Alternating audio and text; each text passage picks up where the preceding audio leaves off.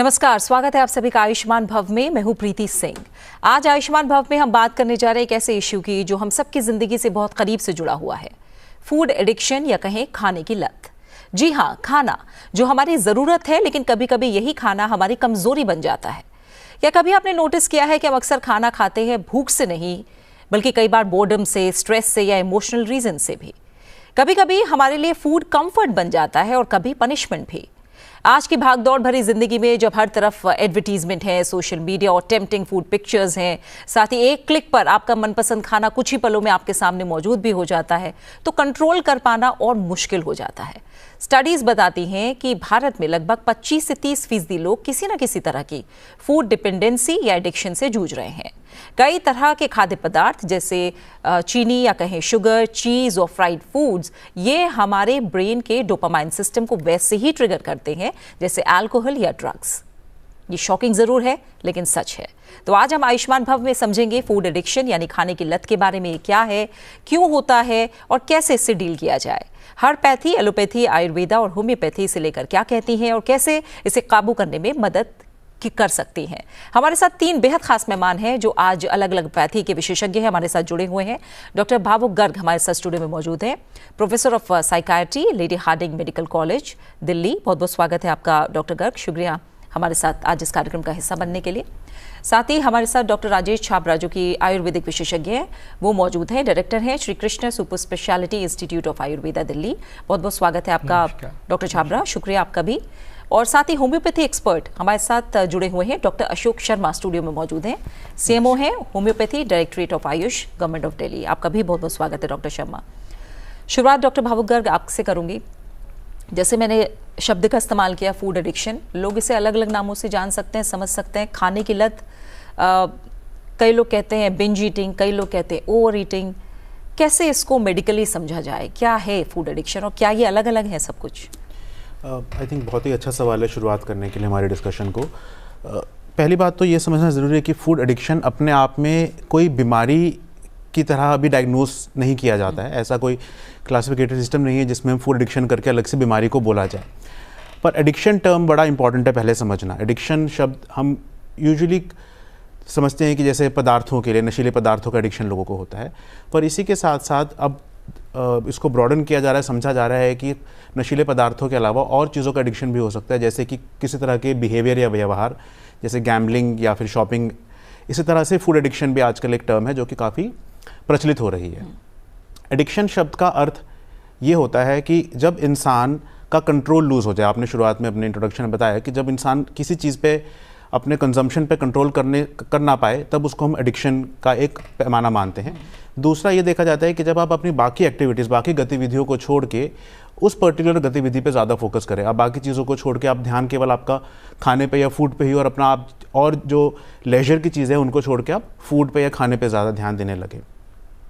आप अपने जो बाकी सामाजिक ज़रूरतें हैं, आप लोगों से मिलना जुलना कम कर दें, आइसोलेशन में रहने शुरू कर दें और फूड को ही अपना एक मेजर सोर्स ऑफ एन्जॉयमेंट या जिससे आपको प्लेजर मिल रहा है, अगर ये सब चीज़ें होने लगे तो कहीं ना कहीं फूड एडिक्शन टर्म का यूज़ कर हम कह सकते हैं। हमारी साइकेट्रिक या मनोचिकित्सक टर्म में ईटिंग डिसऑर्डर्स यानी कि खाने से संबंधित जो डिसऑर्डर्स होते हैं उसमें अलग अलग डिसऑर्डर्स कवर होते हैं। एनोरेक्सिया नर्वोसा, बुलिमिया नर्वोसा और binge eating disorder. Food addiction से अगर जुड़ा हुआ कोई डिसऑर्डर हम समझ सकते हैं तो बिंज ईटिंग डिसऑर्डर है, जिसमें ये देखा जाता है कि इंसान थोड़े ही समय में बहुत ज़्यादा स्पीड से अगर खाए, अपनी क्षमता जितनी उसको भूख है उससे अगर ज़्यादा खाने लगे, जैसे मैंने बताया बाकी चीज़ों को छोड़कर खाने पे फोकस करने लगे, या अपने इमोशनल इशू से डील करने के लिए, अगर वो उदास है, उसकी सेल्फ एस्टीम में कमी है, अगर वो गुस्सा है, उन चीज़ों से डील करने के लिए खाने का सहारा या फूड का सहारा लेने लगे, और कम समय में और बहुत तेज़ी से और अपनी आवश्यकता से ज़्यादा अगर खाने लगे तो उसको बिंज ईटिंग डिसऑर्डर का नाम दिया जाता है। बट ये समझना बहुत ज़रूरी है कि केवल ज़्यादा खाना अपने आप में एडिक्शन या बीमारी नहीं है, या ज़्यादा खाना अपने आप में बिंज ईटिंग डिसऑर्डर नहीं है। ये हमें ध्यान रखना काफ़ी ज़रूरी है। ठीक है। अब आयुर्वेद का अगर नज़रिया समझे डॉक्टर छाबरा, तो आयुर्वेद के नज़रिए में क्या माना जाए कि ये आसक्ति है क्या? जिस तरह से अभी हमें डॉक्टर गर्ग ने अलग अलग चीज़ें बताई हैं खाने की लत को लेकर ही, तो आयुर्वेद के नज़रिए से आप इसे कैसे समझाएंगे? देखिए, आयुर्वेद में ना बहुत अच्छा डिस्क्रिप्शन दिया है कि हमने क्या खाना है, कैसे खाना है, क्यों खाना है और कब खाएंगे। तो उसके डिस्क्रिप्शन में अगर हम देखते हैं तो सबसे पहले ये देखा जाता है कि हमने जो खाना है उसके लिए हम स्टमक को 3 पार्ट में डिवाइड करते हैं, और 3 पार्ट में ये कहते हैं कि हाफ पार्ट ऑफ स्टमक जो है it should be filled with the solid. जैसे हम ठोस कोई भी खाना खाते हैं, जैसे चपाती है, दाल है, कोई चीज़ ऐसी है तो वो ठोस में आती है, तो वो हमें हाफ अपने स्टमक को फिल करना है। बाकी 1/4 जो है that should be filled with the liquid part, and 1/4 part should be left empty, so that हमारा डाइजेशन का प्रोसेस हो और चर्निंग मूवमेंट्स हो, ताकि खाना प्रॉपर्ली डाइजेस्ट होकर के प्रॉपर्ली हमारी धातुएं बने और एक हमारी अच्छी बॉडी बने। सो आयुर्वेद के नज़रिए से तो बहुत अच्छा डिस्क्रिप्शन ये दिया गया है कि हमने क्या खाना है, कैसे खाना है।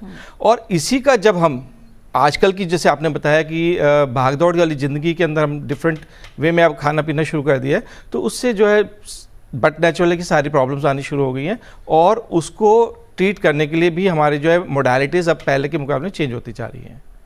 बिल्कुल। और डॉक्टर अशोक शर्मा, अगर हमने जैसे बात की और जैसे अभी दोनों ही मेहमानों ने भी बताया है कि बहुत सारे रीजंस हो सकते हैं इसके पीछे, बहुत सारे कारण हो सकते हैं, क्या आपके पास ऐसे पेशेंट्स आते हैं जो इमोशनल ईटिंग या अनकंट्रोल्ड क्रेविंग से जूझ रहे हो कहीं ना कहीं, और ये क्यों होता है? देखिए, बड़ा अच्छा सवाल है और आज का टॉपिक भी बहुत अच्छा है। 2 चीज़ें जो हमने शुरू में करी कि एक तो लत लग जाना। लत, देखिए, लत जब लग जाती है तो हम हर चीज़ की एट स्टेक, उसके बदले में जो हमारे ज़रूरी काम है, जैसे डॉक्टर साहब ने बोला कि उसके कारण अपना काम छोड़ देगा और उसको लत लग जाएगी। अब दूसरी बात जो आपने पूछी कि इस तरह के पेशेंट्स आना, कभी कभी तो इन पेशेंट्स को यही नहीं पता लगता कि मैं किसी खाने की बीमारी का शिकार हूँ, क्योंकि देखिए हमारे दिमाग जो जिससे बना हुआ है कि फूड इज़ सूदिंग। एक बच्चे को भी आप खाना दीजिए, वो बड़ा सूदिंग महसूस करता है। तो फूड इज़ सूदिंग, लेकिन ये फूड सूदिंग तो ठीक है, लेकिन ये फूड ऑर्डर में होना चाहिए। ये कब डिसऑर्डर हो जाएगा, उसके कुछ मापदंड हैं सेक्रेटरी के हिसाब से। अब हम यहाँ पे 2 चीज़ों को, तो हमने लत को जैसे हमने बात कर ली, दूसरी तरफ हम आते हैं बिंज ईटिंग के ऊपर। जैसे कुछ ईटिंग डिसऑर्डर्स हैं, उसके अंदर एक जो बड़ा कॉमनेस्ट है वो बिंज ईटिंग डिसऑर्डर। अब यदि हम बिंज के मतलब को समझने की कोशिश करें तो बिंज है कि बहुत किसी चीज़ में अधिकतम लिप्तता, रंग रलियाँ मनाना या एक दौर सा। तो खाने का जब एक दौर सा आ जाए मरीज को या किसी को कि और उसका अपने ऊपर से कंट्रोल ख़त्म हो जाए, तो अधिकतमता भी हो और अनियंत्रित तरीके से वो खाने लग जाए, तो हम कह सकते हैं कि इसको बिंज ईटिंग डिसऑर्डर है। लेकिन उसके फर्दर अपने मापदंड हैं कि ये क्यों है, कब हम इसको मान सकते हैं, किस तरह का बिहेवियर होता है। तो सप्ताह में 2 दिन और कम से कम 6 महीने, यदि इस तरह का बिहेवियर आप देख रहे हैं तो हम कह सकते हैं कि ये एक बिंज ईटिंग डिसऑर्डर है। डिसऑर्डर है, ऑर्डर में था लेकिन अब डिसऑर्डर हो गया, और उसके साथ साथ उसको इतनी लालच आ जाता है खाने का कि उसको ऐसा लगता है कि कल हो ना हो, आज ही है जो फूड है और इतना फूड मेरे को खाना ही है, और उस लालच में, उस बिंज में वो उस फूड को स्टोर भी करने लग जाता है, छुप छुप के खाने लग जाता है और खाना छुपा के भी रखने लग जाता है। तो इस तरह के डिसऑर्डर के पेशेंट बहुत बार आते हैं, जिसको कि हमारे यहाँ कभी कभी तो बहुत अच्छा माना जाता है क्योंकि ये छोटा है, ये बड़ा कैसे होगा, बहुत सारे सामाजिक प्रेशर ऐसे हो जाते हैं, बहुत सारे साइकोलॉजिकल फैक्टर्स ऐसे हो जाते हैं। तो डेफिनेटली इस तरह के पेशेंट्स आते हैं, और उन पेशेंट्स के अंदर ही धीरे धीरे जब हम हिस्ट्री लेते हैं तो ये समझ आता है कि हाँ, इनको एक तरह का ईटिंग डिसऑर्डर है। ठीक है, तो डॉक्टर भावुक, ऐसा आखिर ब्रेन में ऐसा क्या होता है जो में बार बार खाने की क्रेविंग होने लगती है?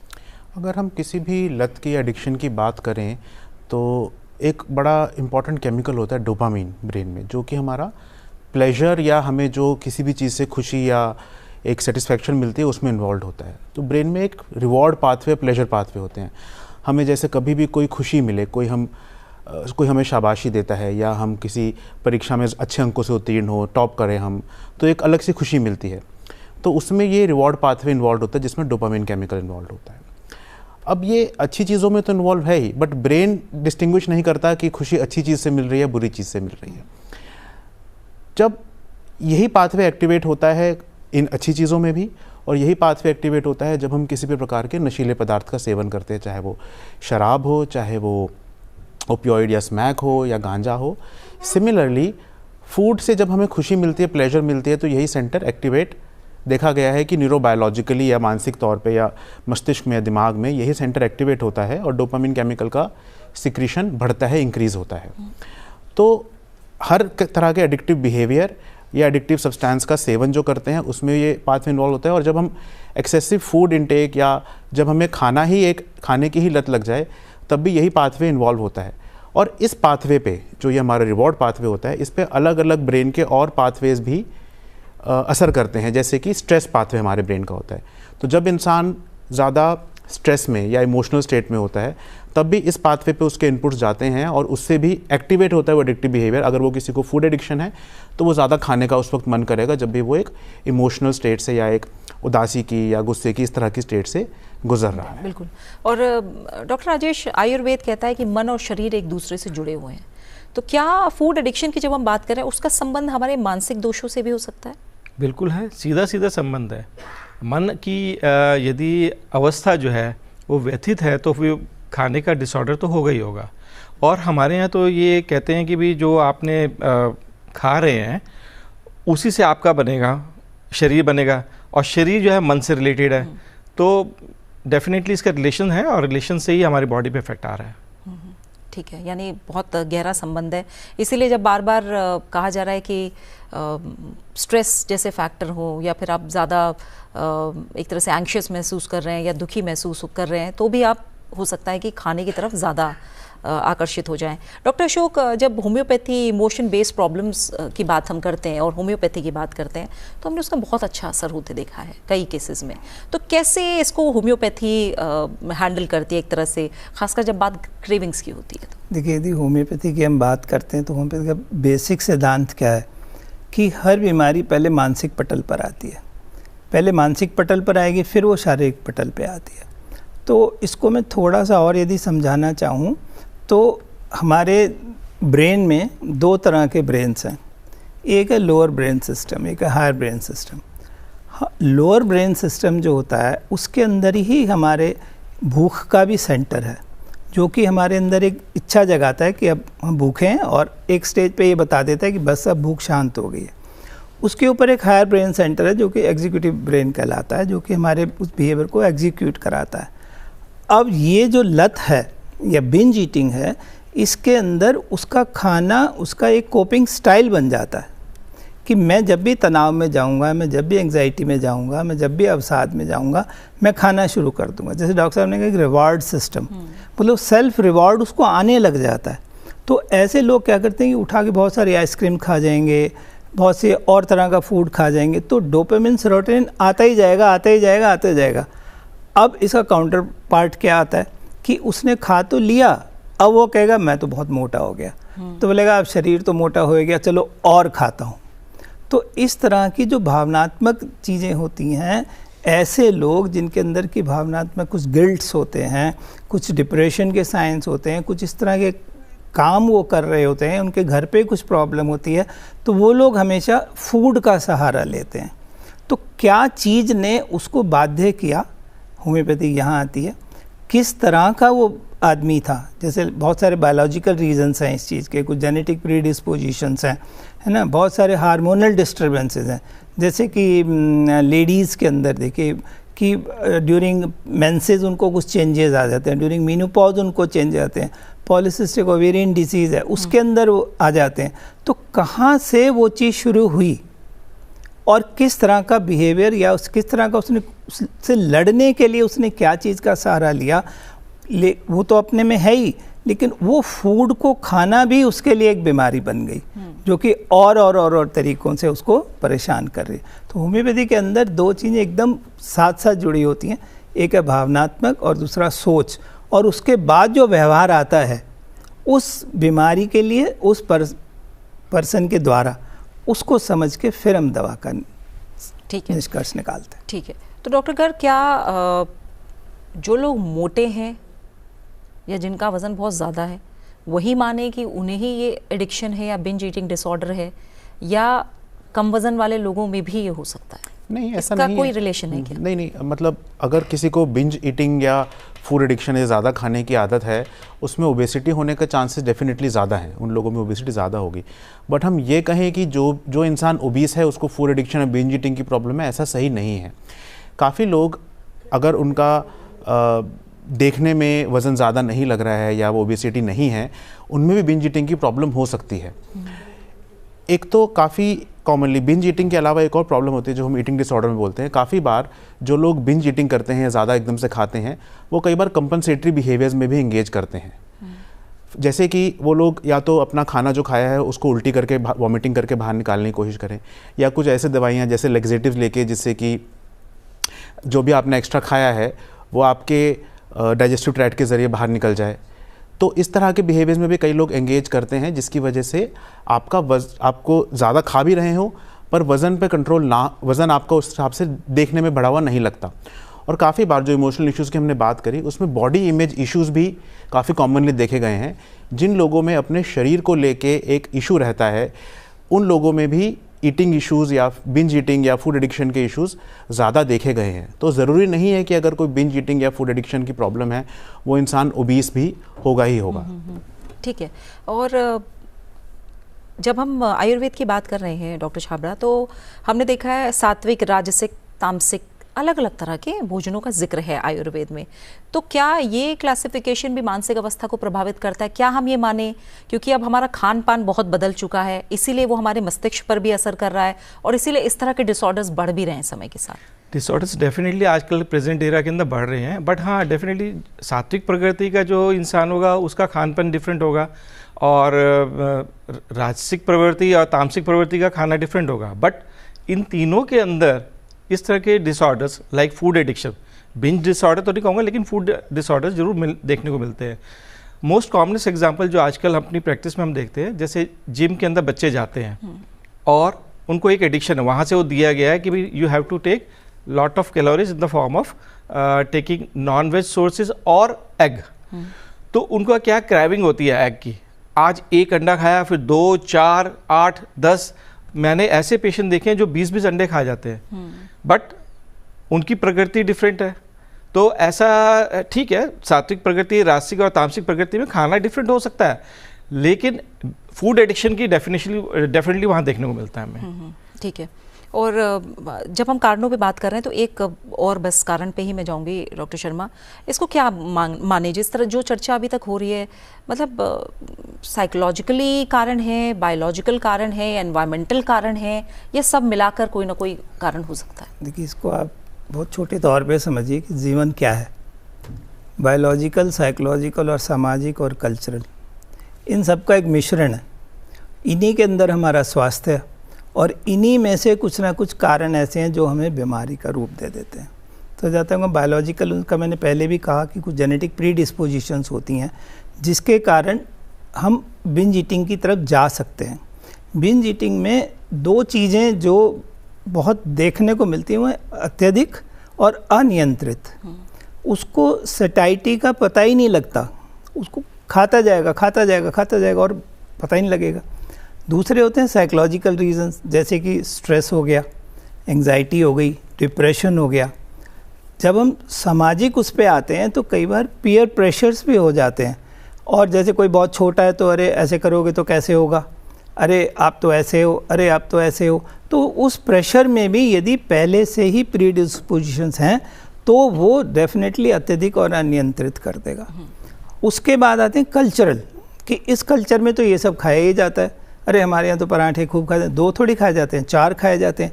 फिर वही बात कि यदि पहले से प्रीडिस्पोज्ड है तो डेफिनेटली वो उस तरफ चला जाएगा, लेकिन वैसे भी जा सकता है क्योंकि अब उसको तनाव से लड़ने का, गिल्ट से लड़ने का एक यही माध्यम आता है, बिकॉज फूड ऑलवेज सूद्स। तो वहाँ पे वो जब सूदिंग इफेक्ट देता है तो वो थोड़ी देर के लिए सोचता है कि अरे बड़ा अच्छा है, मैं इसको खाता हूँ और खाता हूँ और खाता हूँ। तो ये चारों चीज़ें ही मिलके हमारे एक बिंज ईटिंग डिसऑर्डर के कारण हैं। ठीक है। और क्या ये बात सही है डॉक्टर गर्ग कि जब आप मीठा खाते हैं तो मीठे की क्रेविंग और ज़्यादा होती है, या प्रोसेस्ड फूड खा रहे हैं तो उसकी क्रेविंग, हमने देखा कई लोग नमकीन चिप्स खाते हैं, उन्हें हर बार खाने की क्रेविंग होती है, तो ये भी एक बहुत बड़ा कारण है क्या? बिल्कुल, जिस तरह का खाना आप खा रहे हैं उस पर डिपेंड करता है कि उसकी क्रेविंग ज़्यादा होगी। सो यूजुअली जो ऑयल्स होते हैं हमारे, या फैटी प्रोडक्ट्स होते हैं, या शुगरी प्रोडक्ट्स जो होते हैं, या जिसको हम सुक्रोज़ की बात करते हैं, ये कुछ ऐसे पदार्थ हैं जो अपने आप में ही एबिलिटी है इनकी कि इनकी एडिक्शन होने का या इनकी आदत पड़ने का, ज़्यादा खाने का रिस्क ज़्यादा होता है। हम भी अपने जीवन में, हम सभी लोग देखते हैं, मतलब शायद ही कोई होगा, हम कहते हैं कि एक चिप्स का पैकेट अगर खोल लो, भुजिया का पैकेट अगर खोल लो, पूरा ख़त्म होने के बाद ही वो छूटता है, कोई भी आधा पैकेट यूजुअली छोड़ता नहीं है।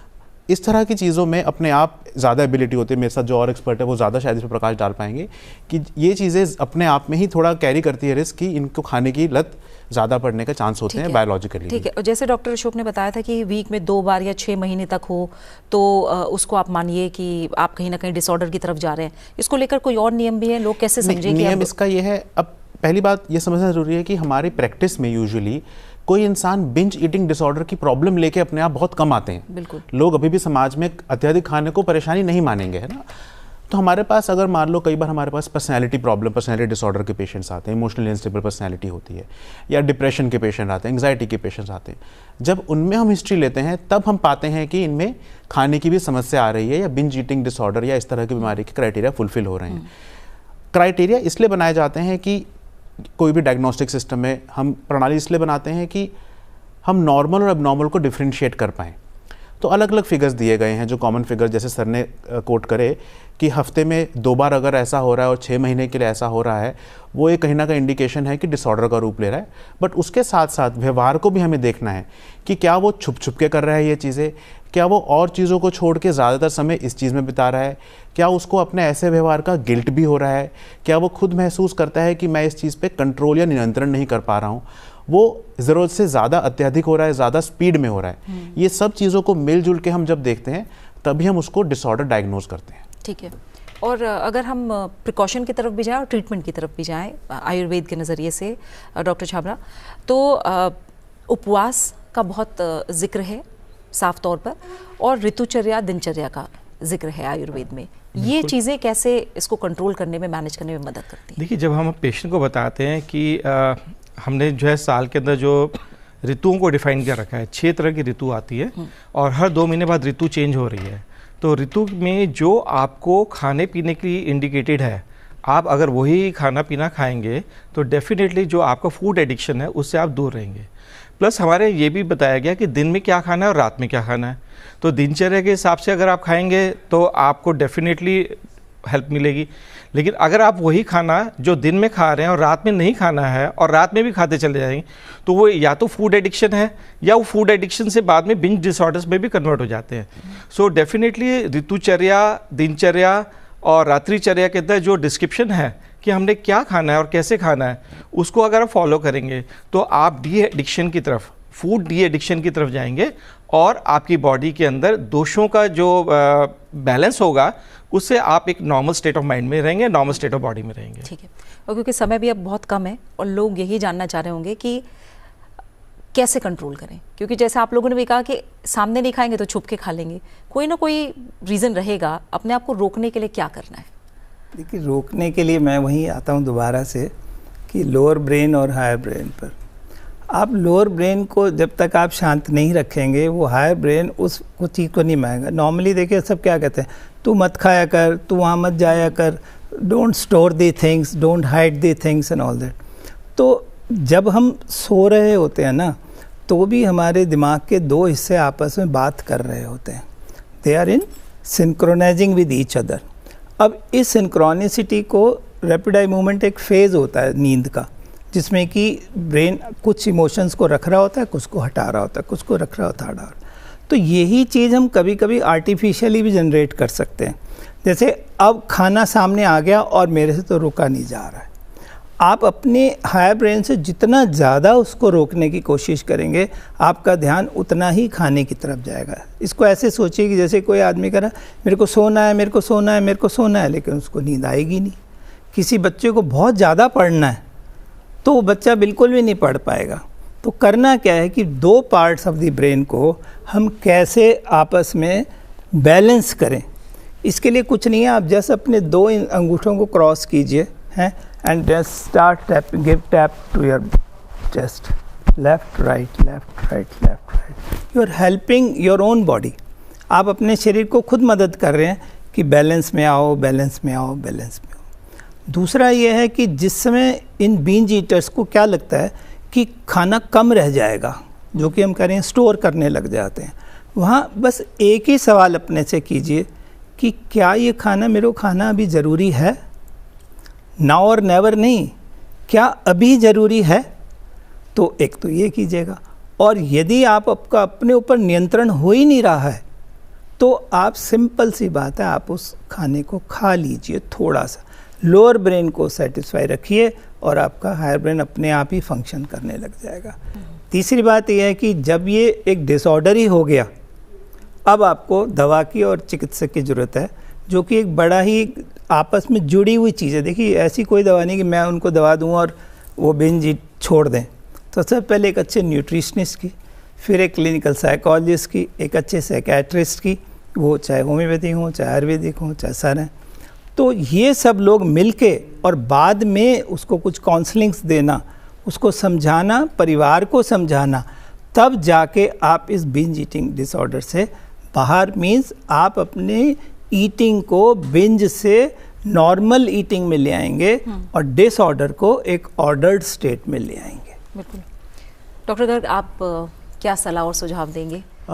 इसमें इम्पॉर्टेंट ये है कि जैसा हमने डिस्कस किया कि काफ़ी बार ये बिंज ईटिंग या फूड एडिक्शन की प्रॉब्लम किसी अंडरलाइंग और किसी मानसिक परेशानी का लक्षण हो सकते हैं। तो पहले तो ये कि जो भी अंडरलाइंग इशू है, सेल्फ एस्टीम का इशू है, डिप्रेशन का इशू है, एंग्जाइटी का इशू है, उसका काउंसलिंग या दवाई के इलाज के ज़रिए उसको ट्रीट करें तो काफ़ी बार वो फूड एडिक्शन की प्रॉब्लम भी मैनेज हो सकती है।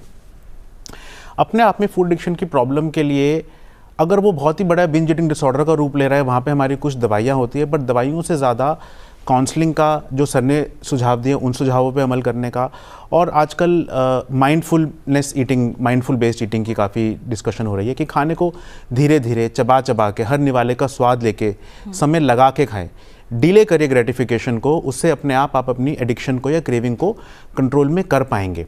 पर एक वर्ड ऑफ कॉशन ज़रूर देना चाहूँगा, आजकल एक काफ़ी, पहले भी था और आजकल भी ज़्यादा हो रहा है कि काफ़ी दवाइयाँ ऐसी प्रमोट करी जा रही हैं जो कि आपको वज़न लूज़ करने में या भूख कम करने में हेल्प करेंगी। मेरा एक ही सजेशन है कि कोई भी दवाई ले किसी मेडिकल डॉक्टर की सलाह के बिना ना लें, अपने आप से ना लें कोई भी दवाइयाँ। किसी भी तरह की दवाई अगर लेंगे उसके साइड इफ़ेक्ट्स होने का रिस्क होता है। अगर हम दवाइयों के ज़रिए अपने वज़न का या भूख का कंट्रोल कर पाते तो पूरी दुनिया में कोई भी ज़्यादा वज़न, अधिक वज़न का इंसान नहीं होता। तो ये एक वर्ड ऑफ कॉशन मेरी तरफ से ज़रूर मैं देना बिल्कुल। और मोटापा भी एक बड़ा कंसर्न बन चुका है और डायबिटीज़ कैपिटल में है ही। कहीं ना कहीं ये सारी चीज़ें खान पान से जुड़ी हैं और जैसा आप लोगों ने कहा कि जब तक मानसिक तौर पर भी चीज़ों को नहीं समझा जाएगा, संभाला जाएगा, तब तक हो सकता है इस क्रेविंग को कंट्रोल करना मुश्किल हो जाए। और जब इसकी बात हम कर रहे हैं डॉक्टर छाबड़ा, तो एक योग और व्यायाम ये कितना मदद कर सकते हैं अगर हम फूड क्रेविंग की बात करें? फूड एडिक्शन या बिंज डिसऑर्डर जो है, डेफिनेटली ये तो एस्टैब्लिश है कि it is a sort of disease which is related to the mind. तो जब कोई भी चीज़ माइंड में अफेक्ट करती है तो उसके लिए उसके ट्रीटमेंट के पार्ट पे योग डेफिनेटली एक बहुत अच्छा पार्ट प्ले करता है। तो योग, व्यायाम या मेडिटेशन या अपने आप को एक ध्यान दे करके एक मुद्रा में बैठ करके मन को केंद्रित करके अपने मन को समझाने का एक जो ट्रीटमेंट की मोडालिटी है वो बहुत ही अच्छी ट्रीटमेंट है और बहुत इफ़ेक्टिव भी है, कारगर भी है।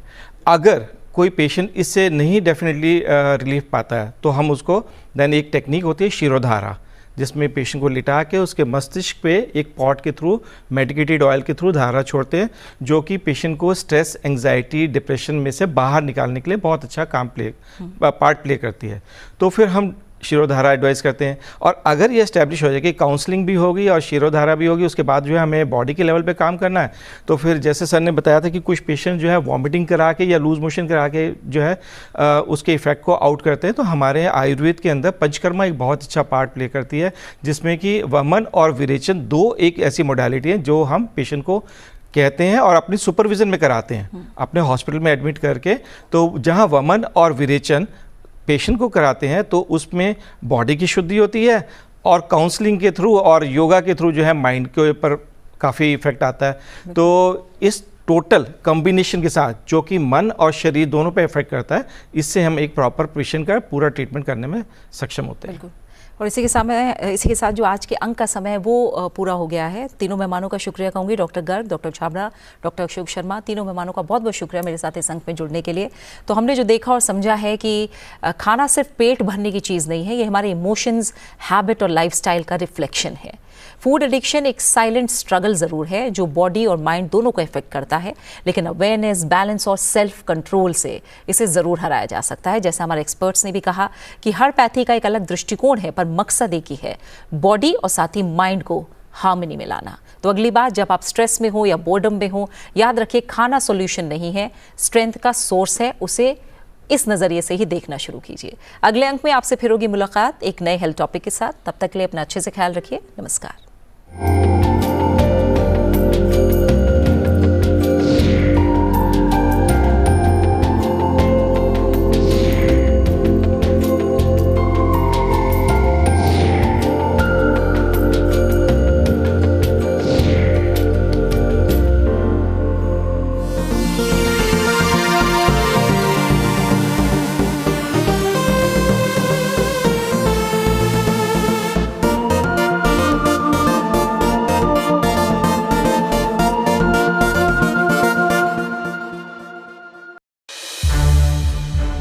संसद टीवी के और भी प्रोग्राम्स देखने के लिए सब्सक्राइब करें हमारा YouTube चैनल और हाँ, इन्हें लाइक और शेयर करना ना भूलें।